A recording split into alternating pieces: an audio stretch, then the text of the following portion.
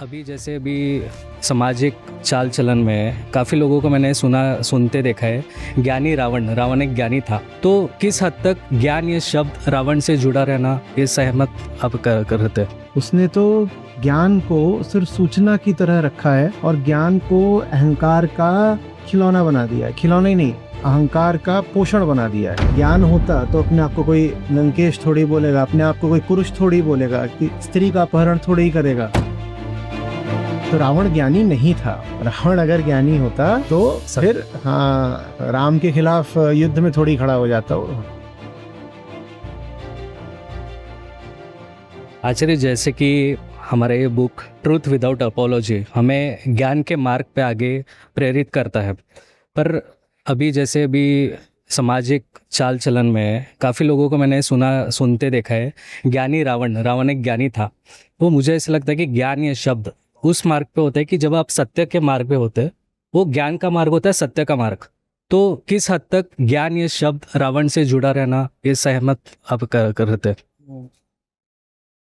रावण को ज्ञानी बोलना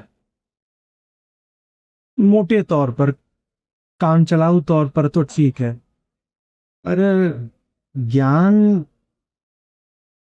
का अनिवार्य लक्षण होता है कि वो अहंकार को काटता है। अहंकार क्या है? झूठी मान्यता का पुतला।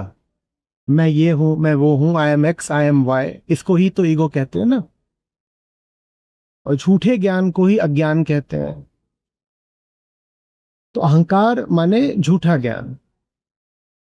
तो ज्ञानी बस उसको बोल सकते हैं जिसने अपना झूठा ज्ञान काटा हो, जिसने अपना अज्ञान यानी अहंकार काटा हो, सिर्फ उसको ज्ञानी बोल सकते हैं। ज्ञान रख के भी जो अहंकार पकड़े बैठा हो उसको ज्ञानी नहीं बोलते। उसने तो ज्ञान को सिर्फ सूचना की तरह रखा है और ज्ञान को अहंकार का खिलौना बना दिया है। खिलौना ही नहीं, अहंकार का पोषण बना दिया है ना। उसने ज्ञान को अविद्या की तरह लिया है, एक बाहरी सूचना। उसका इस्तेमाल सिर्फ वो किस लिए कर रहा है? ताकि जो मेरे उद्देश्य हैं, मेरी कामनाएं हैं, मेरा हट है, वो सब और मजबूत हो जाए। उसे ज्ञानी नहीं बोलते। अगर आप कहते हो कि ज्ञान है और उस ज्ञान के बावजूद आप अहंकार पकड़े बैठे हो और उल्टी पुल्टी मान्यताएं पकड़े बैठे हो, अपने आप को कुछ मान रहे हो, मैं लंकेश हूं। ज्ञान होता तो अपने आप को कोई लंकेश थोड़ी बोलेगा, अपने आप को कोई पुरुष थोड़ी बोलेगा, कि स्त्री का अपहरण थोड़ी ही करेगा ना। ज्ञान तो कहता है तुम इनमें से कुछ भी नहीं हो। ज्ञान तो कहता है तत्त्वमसि। ज्ञान तो कहता है कि तुम सत्य मात्र हो। ज्ञान होता रावण को तो वो अपने आप को और कुछ क्यों मान रहा होता? वो तो अपने आप को बहुत कुछ मानता था ना। मैं असुरों का सम्राट हूं, मैं स्वर्ण नगरी लंका का अधिपति हूं, मैं एक पुरुष हूं और रानियां हैं और मैं ला रहा हूं, मैं सीता को भी ले आऊंगा और रानी बनाऊंगा। वो तो अपने आप को बहुत कुछ मान रहा था।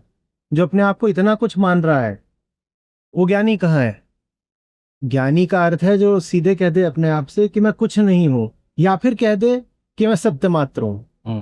या तो कह दे कि मैं कुछ नहीं हूं, या कह दे कि मैं सत्य मात्र, निराकार सत्य मात्र हूं। रावण ने ऐसा तो कहा नहीं, तो रावण ज्ञानी नहीं है। हाँ, रावण ने बहुत सारी सांसारिक सूचनाओं का संग्रह कर रखा है, बहुत तरह की सांसारिक कुशलताएं अर्जित कर रखी हैं। वो सांसारिक सूचनाएं ले लेने से या कुशलताएं ले लेने से या सांसारिक धन दौलत इकट्ठा कर लेने से या कि जमीन जायदाद जीत लेने से आप ज्ञानी नहीं हो जाते। तो रावण ज्ञानी नहीं था। रावण अगर ज्ञानी होता तो फिर राम के खिलाफ युद्ध में थोड़ी खड़ा हो जाता वो। सतही तौर पे आप कह सकते हो रावण ज्ञानी था कि हाँ ठीक है, ग्रंथ पढ़ रखे हैं, इसको अलग तरीके से ले लेते कि हाँ आइडल बना लेते कि नहीं, रावण ज्ञानी नहीं है। रावण का ज्ञान की पहचान है अहंकार का लोभ। जो ज्ञान रख करके भी कुछ बना बैठा है, 100 तरह की फिजूल बातों में यकीन रखता है, उसको कहाँ ज्ञानी कैसे?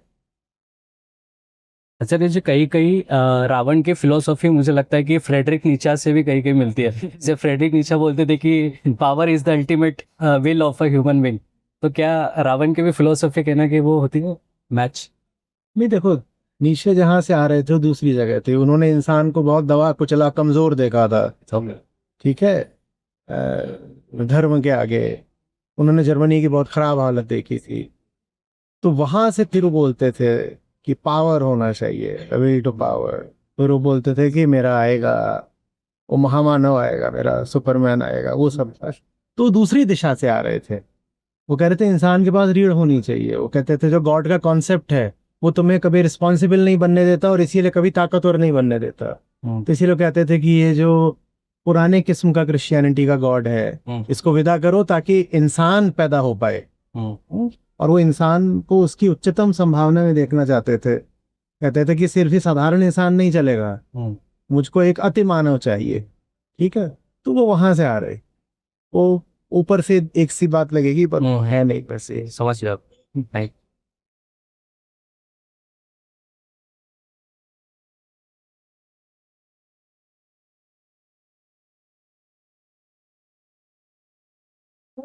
आई रथ श्री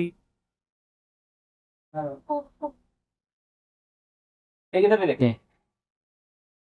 ठीक। आई सही। हम बस सब